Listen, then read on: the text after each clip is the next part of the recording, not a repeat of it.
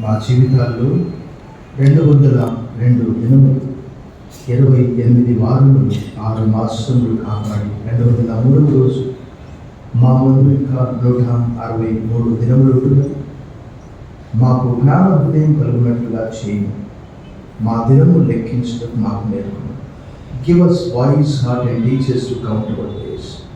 ఈ దినము పరలోకం నుండి మాకు బహుమానంగా వచ్చిందని మేము తలుస్తున్నాం.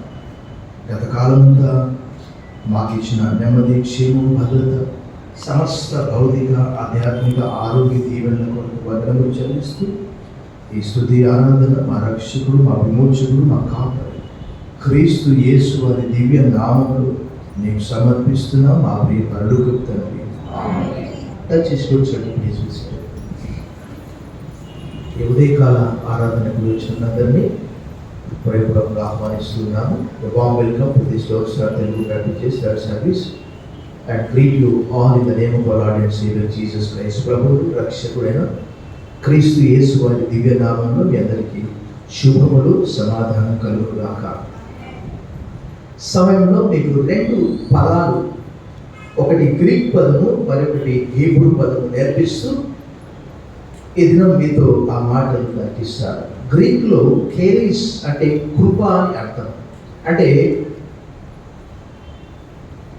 ఆ దినంలో ఎక్కువగా అంటే విశ్వాసులు ఒకరికొకరు కలిసినప్పుడు కేరీస్ అని గ్రీకు కల్చర్ క్రిస్టియన్స్ చెప్పినప్పుడు అవతలి వాళ్ళు అంటే హీబ్రూ క్రైస్తవులు షాలోమ్ అని చెప్పేవారు. అంటే సమాధానం అని అర్థం. మనకు ఇప్పుడు యెరూషలేం ఉంది, యెరూషలేంలోనే ఆ పేరు ఉన్నది, యెరూషలేం. సో నేను ఇప్పుడు మీకు కేరీస్ అంటాను. మీ అందరూ కూడా మీ పక్కవారికి ఏమని చెప్పాలి? షాలోమ్ అనాలి. కేరీస్ పక్కవారికి చెప్పండి. కేరీస్. సో అంటే దేవుడు మీకు కృప కలగజేయును కాక, అంటే దేవుడు మీకు కూడా సమాధానము కలగజేయును కాక. అందుకే కొన్ని సంఘాల్లో కూడా షాలోమ్ అనే మాట వాడుతూ ఉంటారు. ప్రభునందు మిక్కిలి ప్రియులారా, మీ అందరూ క్షేమం తలస్తూ మీ అందరి కొరకు ప్రార్థిస్తూ ఉన్నాము. క్రమంగా మా దృష్టికి వస్తే ఖచ్చితంగా వారు హాస్పిటల్లో ఉండని, ఇంట్లో ఉండని, ఎక్కడైనా ఉండని తప్పకుండా వారి కొరకు ప్రార్థిస్తాము. వారి కొరకు మాత్రమే కాదు, ప్రతి ఒక్కరి కొరకు ప్రార్థించే బాధ్యత మాది. ఈ దినం నేను ఫిలిప్పీలకు రాసిన పత్రిక 4వ అధ్యాయము ఎంచుకోవడానికి గల కారణం ఏంటంటే, ప్రపంచం ఎంతో ఎత్తుకు ఎదిగిపోయింది. మనందరికీ తెలుసు. రాబోయే రోజుల్లో అందరూ అంటున్నారు, ఈ మధ్యలో వార్తాపత్రికల్లో ఏమంటున్నారంటే, పరలోకానికి ఎక్కిపోవడానికి జపాన్ నుంచి ఒక నిచ్చెన తయారు చేస్తున్నారంట. నాకు తెలియదు. అది ఎండను, వానను, తుఫాన్లను తట్టుకొని నిచ్చెన ఎక్కి అక్కడ వెళ్ళడానికి. కానీ వారికి తెలియదు పాపం, ఆ పరలోకానికి వెళ్ళే నిచ్చెన యేసుప్రభు వారే. చెప్పడం పెట్టి మనం దేవుని నిలబడతాం. యేసుప్రభు వారు ఏమన్నారు? యోహాను సువార్త 1:52, ఇది మొదలుకొని మనుష్య కుమారునికి పైగా దేవదూతలు ఎక్కుచు. అంటే యేసుప్రభు ద్వారా తప్ప నేను ఇచ్చిన పనికిరాదు. అది ఆ మెట్లు లాస్ట్ వరకు ఉంటే ఒక మెట్టు లేకపోయినా నువ్వు ఎక్కలేదు. కాబట్టి ఈ దినము నేను ఈ లేఖన భాగాన్ని ఎంచుకోవడానికి గల కారణం ఏంటంటే, ప్రపంచం ఎంతో ఎత్తుకు ఎదిగిపోయిందని మనం అనుకుంటున్నాము. కానీ చూస్తే ప్రపంచం ఒక అడుగు ముందుకు 9 అడుగులు వెనకకు పోయినట్టు నేను గమనించాను.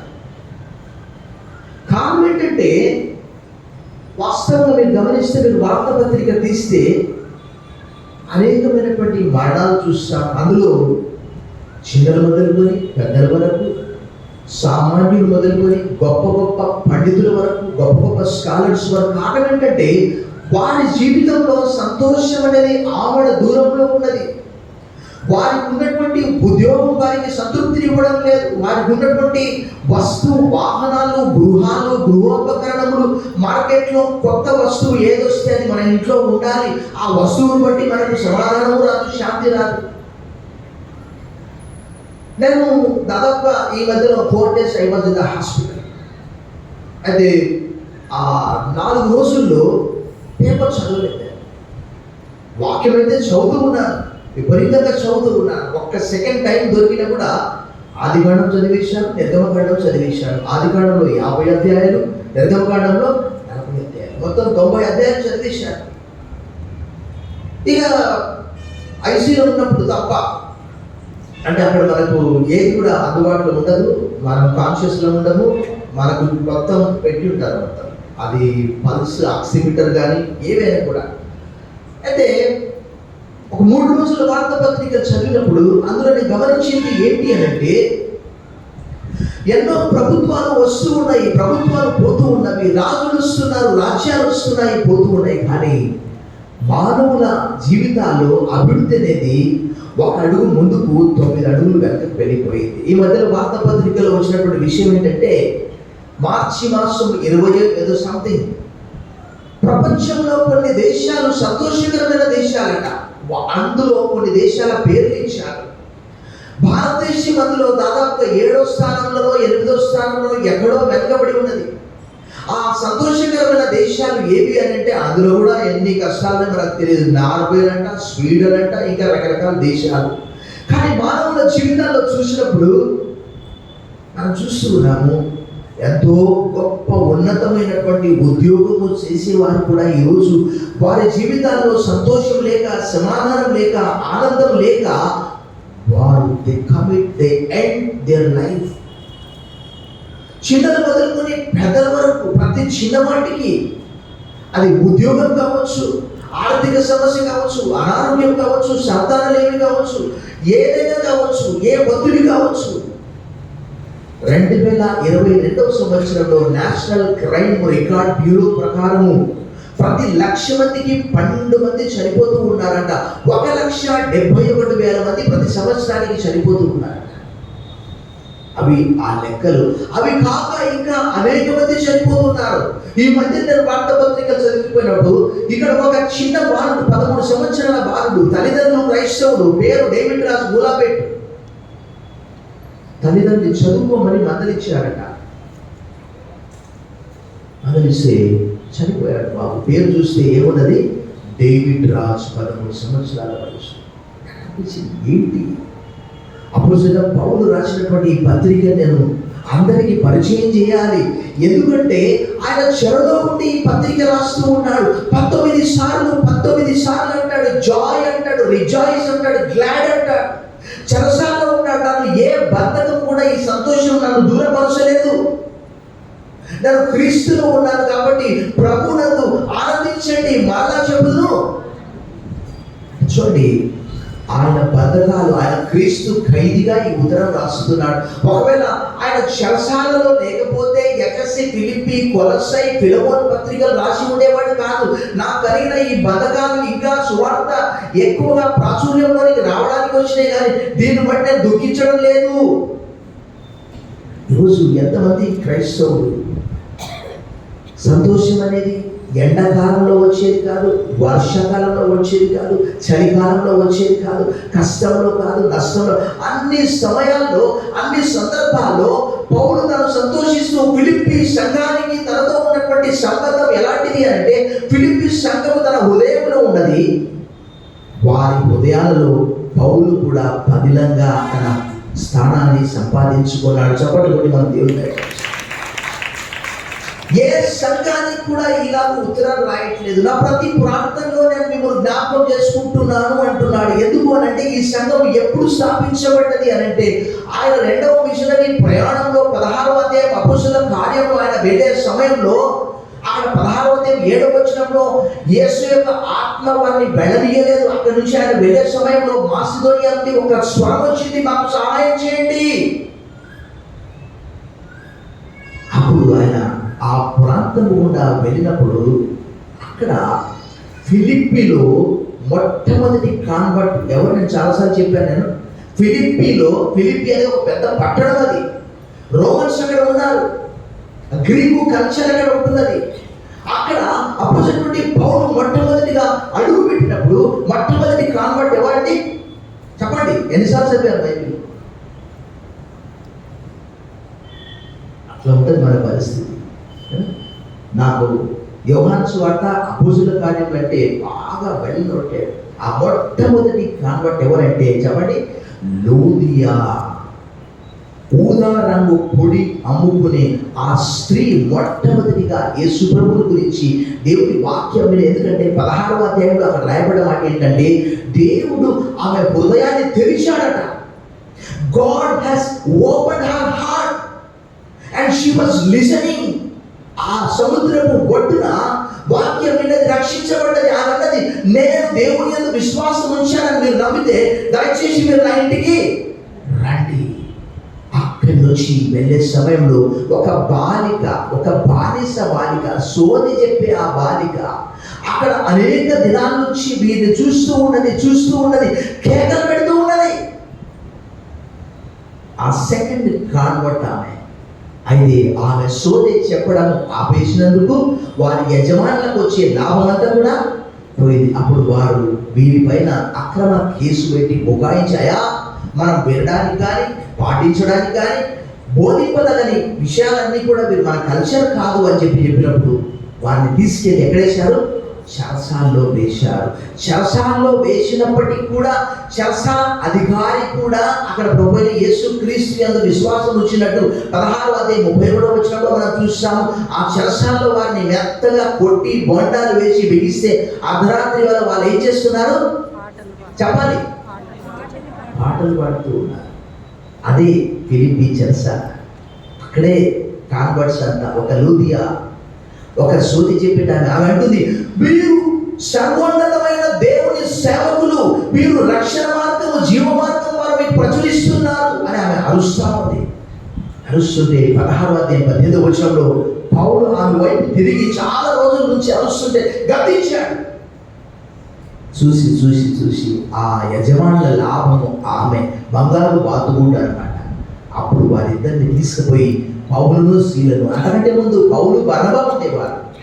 అక్కడ కొంచెం వాళ్ళిద్దరికి కూడా క్లాష్ వచ్చింది. బర్నబా యొక్క మేనల్లుడు జాన్ మార్క్. అయితే జాన్ మార్కును మొట్టమొదటి ప్రయాణంలో ఆయన మధ్యలో వెళ్ళిపోయాడని చెప్పేసి పౌలు ఏం చేశాడంటే, వీడు సోమరుడు, వీడు నాకు అవసరం లేదంటే అతడే మొట్టమొదటి సువార్త రాయడానికి కారకుడయ్యాడు. అతడు ఎవరో కాదు, మార్కు సువార్త రాసిన అతడు ఎవరో కాదు, బర్నబాకు మేనల్లుడు.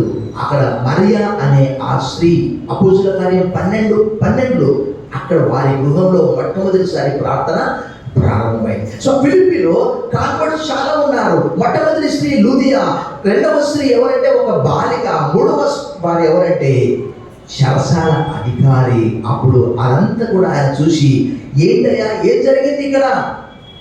భయపడ్డాడు. అప్పుడు పౌలు అన్నాడు, ప్రభువైన యేసునందు విశ్వాసం ఉంచు, అప్పుడు నీవు నీ ఇంటి వారు రక్షణ పొందుదురు, రక్షింపబడుదురు. అంటే అదే రోజు రాత్రి, ఈ రోజు అనేక మంది 30 సంవత్సరాలు, 40 సంవత్సరాలు, 50 సంవత్సరాలు, 60 సంవత్సరాలు నేను చెప్పేంత వరకు వాళ్ళ బ్యాప్టిజం లేదు. ఆ మధ్యరాత్రి వారి కుటుంబంతో సహా ప్రభువైన యేసును తమ స్వంత రక్షకునిగా అంగీకరించి అక్కడే బ్యాప్టిజం తీసుకున్నారు. చప్పట్లు కొట్టి మనం దేవుడిని భయపరుస్తాం. ఆ చెరసాల్లో ఉండి పత్రిక రాస్తూ ఉన్నాడు ఫిలిప్పీలకు. ఫిలిప్పీ సంఘస్థులు అపోస్తలుడైన పౌలుకి ఎంతగానో సహాయం చేశారు. ఎంత సహాయం అంటే మాసిదోనియాలో ఉన్నప్పుడు సహాయం చేశారు, తెస్సలోనికలో ఉన్నప్పుడు సహాయం చేశారు, చెరసాల్లో ఉన్నప్పుడు సహాయం చేశారు. కానీ తర్వాత పౌలు ఏమైపోయాడు అని ఎంక్వైరీ చేసిన వారు ఎవరు లేరు. అక్కడ రాయబడ్డది 4వ అధ్యాయంలో, అయ్యో ఇంతకాలం అయిపోయింది, పౌలు గారు ఏమైపోయారని నా గురించి మీరు విచారణ చేశారు, నాకు చాలా సంతోషము. అసలు వారి హృదయాల్లో పౌలు హృదయంలో వారు చిరస్థాయిగా నిలిచిపోయారు. There was no problem in the Philippian church. Philippi సంఘంలో ఏ సమస్య లేదు. గలతీ సంఘంలో సమస్య ఉన్నది, కొరింథీ సంఘంలో సమస్య ఉన్నది. ఒకడు నేను కేఫా వాడను, ఒకడు అపోలో వాడను, ఒకడు క్రీస్తు వాడను అనుకుంటూ there are divisions in the church of Corinth. But here there was no problem.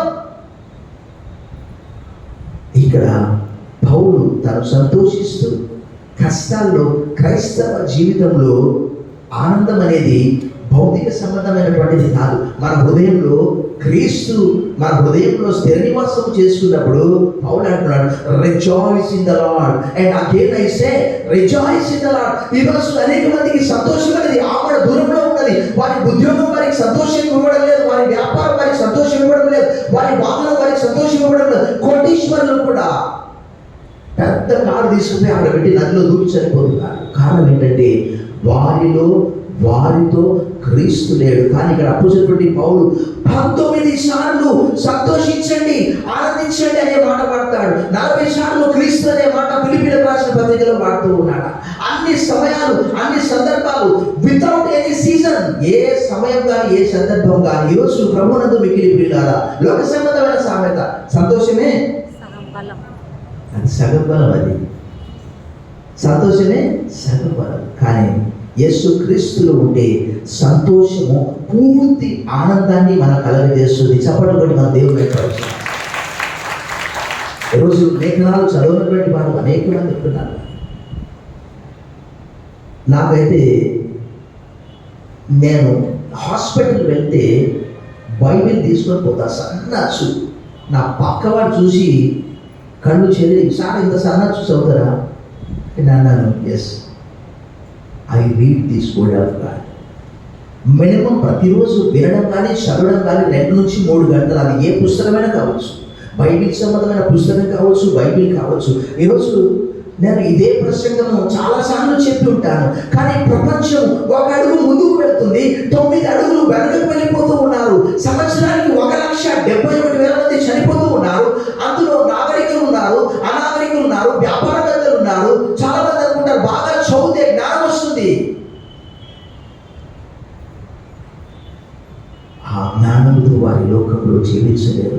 పౌలు ఒకే ఒక మాట అన్నాడు చెరసాల్లో ఉన్నప్పటికీ. ఒక మాట అన్నాడు, ఏమన్నాడంటే బ్రతుకుట క్రీస్తే, చావైతే.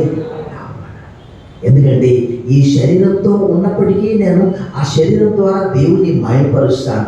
శరీరం విడిచిపెడితే నేను ప్రభువుతో కూడా ఉంటాను. సంతోషమే కదా, నాకు ఆనందమే కదా, విశ్రాంతిలో ఉంటాను. కానీ ఈ శరీరంతో నేను ఉంటేనే కదా మీకు సువార్త చెప్పేది అని 1వ అధ్యాయం 22వ వచనం నుంచి 23వ వచనాల వరకు అక్కడ చెప్తూ ఉన్నాడు. ఈరోజు అనేక మంది చావలేక, బ్రతకలేక, సమస్యలను ఎదుర్కొనలేక, ఏ సమయమైనా ఏ సందర్భమైనా చింత ఎక్కువైపోయి, చింత అంటే ఒక క్యాన్సర్ లాంటి వ్యాధి. అది ఇంతింతై వడ్డుడింతై మానవులను కబళించి వేస్తూ ఉన్నది. ఈరోజు దేవుని వాక్యము సెలవిస్తున్నది, నీ ధర్మశాస్త్రము ప్రేమించు వారికి ఎంతో నెమ్మది కలదు, వారు తూలి తొట్టిగా కారణమేమియో let great peace have those who know your law, nothing can make them stumble. 119:165 The law of the Lord is in their heart and their steps do not stumble. వారి దేవుని ధర్మశాస్త్రం వారి హృదయంలో ఉన్నది, వారి అడుగులు చారు. ఈరోజు వ్యాపారంలో నష్టం వచ్చిందా? కుటుంబ జీవితంలో భార్య చెప్పిన మాట వినట్లేదా? పిల్లలు అవిధేయులా? వ్యాపారంలో నష్టమా? ఉద్యోగంలో ఎరుక? అపోస్తలుడైన పౌలుకు ఎన్ని సమస్యలు ఉన్నాయి. అసలు రోమా చెరసాల అంటే ఏంటి తెలుసా? చూడండి మీరు, ఒక నరక కూపం లాంటిది, చాలా భయంకరంగా. మనం అక్కడ చూస్తాం అపోస్తలుల కార్యం 16వ అధ్యాయంలో వారిని బోండాలు వేసి బిగించి అక్కడ పెట్టారు. కాళ్ళు చేతులు సంకెళ్లతో. అక్కడ క్రీస్తు ఖైదీ అని చెప్పుకుంటున్నాడు అపోస్తలుడైన పౌలు. రోమా ఖైదీని కాదు నేను, I am the prisoner of Christ, not Roman prison. ఈరోజు ప్రపంచవ్యాప్తంగా మనందరికీ తెలుసు, ఒక భక్తుడంట తనకు షూస్ లేవని చెప్పి అనుకున్నాడట. వెనక తిరిగి చూస్తే అక్కడ ఒక ఆయన ఖాళీ లేదంట. పౌలు గారు ఎంత చక్కటి దేవుని ద్వారా కడుపు నిండా తిని ఉండడానికి, కొంతమంది సరైన ఆహారం లేదని, సరైన వస్త్రాలు లేవని. ఈ మధ్యలో వార్తాపత్రికలు చదివాను, ఒక బాబు తన బర్త్డేకి సైకిల్ కొనియలేదని చనిపోయాడు. భక్తుడు పౌలు అంటాడు రోమపత్రిక 12వ అధ్యాయంలో, హెచ్చువాటి యందు మనసు ఉంచక తగ్గువాటి యందు ఆసక్తులై ఉండండి. ప్రభునందు మిక్కిలి ప్రియులారా, మనసారా కడుపు నిండా సంతోషించి ఆనందించి ప్రభువులో దేవుని వాక్యంలో ఏమని రాయబడ్డా తెలుసా?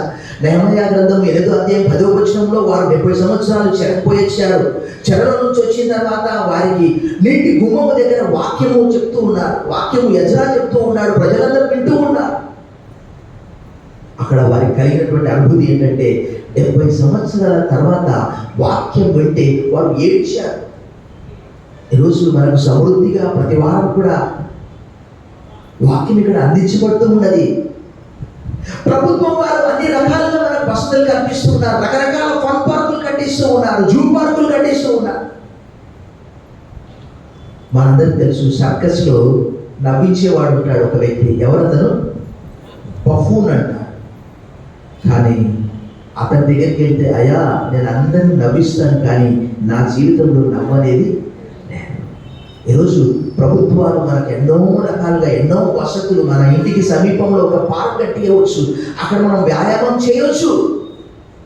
కానీ ఈ ఆనందము, సంతోషము కుటుంబాల్లో, వ్యక్తిగత జీవితాల్లో, సమాజంలో ఆనందం ఉండడానికి ఏ ప్రభుత్వం కూడా ప్రయత్నము చేయదు. మనం ఎక్కడ కూడా ఇలాంటివి ఎవరు ప్రపోజ్ చేయరు.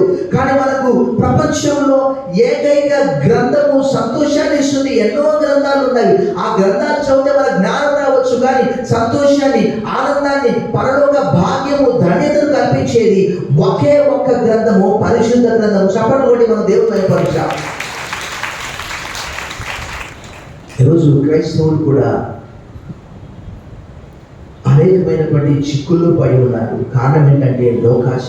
పక్కవాడిని చూసి, కారణం ఏదైనా కావచ్చు, పక్కవాడిని చూసి వారికి ఇంతగా ఉంది, నేను కూడా ఎదుగుతుంది, దాని కొరకు అడ్డగాని దొక్కడం, అక్రమ సంపాదన, రకరకాలుగా. కానీ పౌలు గారు చెరసాలలో ఉండి ఈ పత్రిక రాస్తూ 19 సార్లు చెప్తూ ఉన్నాడంటే, ప్రభువునందు ఆనందించండి, మరలా చెప్పుదును, ఇట్లు విశ్వాసమునందు మీరు స్థిరులై ఉండండి. 4వ అధ్యాయం 1వ వచనంలో అంటున్నాడు, మా ఆనందము, మా సంతోషము, మా కిరీటము మీరే. Our joy, our crown you are. పౌలు మరొక చోట అంటాడు, తెస్సలోనికీయులకు రాసిన మొదటి పత్రిక 2వ అధ్యాయం 19, 20, 21 వచనాలు, మన ప్రభువైన యేసు క్రీస్తు రాకడయందు మా సంతోషము, మా అతిశయము, మా కిరీటము మీరే కదా.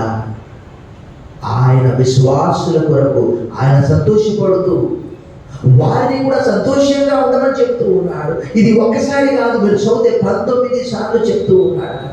అనేక సందర్భాలు ఆయన చెప్తున్నాడు, కడుపు నిండా తిని ఉండడానికి నేను ఎరుగుదును, ఉపవాసం ఉండడానికి. ఎందుకంటే ఆయన నాతో కూడా ఉన్నాడు కాబట్టి. ఆయన చెప్తూ ఆయన తన మహిమలో నుండి మీ ప్రతి ఐశ్వర్యమును అక్కరను తీర్చును కాక అంటాడు. 4వ అధ్యాయం 19వ వచనం. 4:11 అంటాడు, నేను క్రీస్తు ద్వారా I can do all things one who can strengthen me. నన్ను బలపరచు అనేది సమస్తము. సంతోషం అనే మాట, రిజాయిస్ లేక జాయ్ లేక గ్లాడ్ అనే మాట ఇక్కడ ఎక్కువ సార్లు పర్యాయ పదాలుగా వాడబడ్డది. ప్రభువునందు మిక్కిలి ప్రియులారా, ఈ ఫిలిప్పీలకు రాసిన పత్రిక కేవలం ఆ రోజు ఫిలిప్పీ సంఘస్థులకు మాత్రమే కాదు, ఈరోజు ప్రపంచవ్యాప్తంగా అనేక మందికి కూడా ఇది ఒక బలమైనటువంటి ఆధ్యాత్మిక టానిక్ వలె పనిచేస్తూ ఉన్నది. నేను కూడా చాలా అనారోగ్యం గుండా వెళ్ళినప్పుడు వాక్యం చదువుకున్నప్పుడు పౌలు జ్ఞాపకం చేసుకున్నప్పుడు మనందరికీ తెలుసు, పౌలు యొక్క శ్రమలు 1 కాదు 2 కాదు, పెద్ద చిట్టా చెప్తాడు కదా. అక్కడ ఆయన కొరింథీయులకు రాసిన 2వ పత్రిక 12వ అధ్యాయంలో ఆ చిట్టా చెప్తాడు. 11వ అధ్యాయం చివరిలో చిట్టా చెప్తాడు. చిట్టా చెప్తూ ఆయన అంటాడు, నేను ఎప్పుడు బలహీనుడను అప్పుడే when I am weak then only I am strong. ప్రభువునందు మిక్కిలి ప్రియులారా, ఇది ఈ సంతోషం ఎలాంటిది అని అంటే, ఒక్క మాటలో మనకు చెప్పాలి అని అంటే, ఇది ఈ లోక సంబంధమైనటువంటి సంతోషం అసలే కాదు. ఎందుకంటే మనం పరలోకానికి వెళ్ళినప్పుడు అక్కడ ప్రభువును చూసినప్పుడు మనకు కలిగే ఆనందం ఇంతంత కాదు. ఆ పత్రికలన్నీ కూడా కొరింథీయులకు రాసిన 2వ పత్రిక 3వ అధ్యాయం, యోహాను రాసిన మొదటి పత్రిక 3వ అధ్యాయం 1వ వచనంలో, కొరింథీయులకు రాసిన మొదటి పత్రిక 13వ అధ్యాయంలో, ఇప్పుడైతే మనం అద్దంలో చూసినట్టు చూస్తున్నాం, అప్పుడైతే ప్రత్యక్షంగా ఆయన మనము చూస్తాం. ఆయన చూసినప్పుడు మనకు కలిగే ఆనందం ఎంత అంత కాదు. ఎందుకంటే ఆయన కూడా మనకంటే ముందుగా, మనందరికీ తెలుసు, హెబ్రీ పత్రిక 2:9, యెషయా గ్రంథం 63:9 ఏమని రాయబడింది, వారి యావత్ బాధలో ఆయన బాధను తన సన్నిధి చేత వారిని రక్షించను. సమస్యల్లో, ఇరుకుల్లో, ఇబ్బందుల్లో ఏ సమయం కానీ ఏ సందర్భం కానీ రోమా 8:20 ఏమో తెలియజేస్తుంది, దేవుని ప్రేమించు వారికి అనగా తన సంకల్ప చొప్పున పిలువబడే వారికి మేలు కలుగుటకై సమస్తము సమకూడి జరుగుచున్నవని.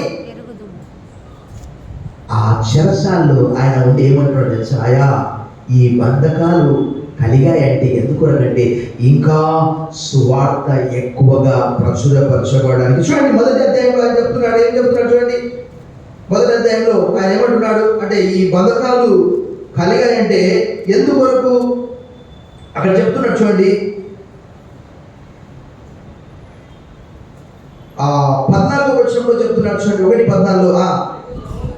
ఎక్కువ మంది నా బంధకముల మూలంగా ప్రభువునందు స్థిర విశ్వాసం గల వారై నిర్భయముగా దేవుని వాక్యం బోధించడం మరి విశేష ధైర్యము. అయితే విశేషం ఏంటంటే గమనించండి, ఇక్కడ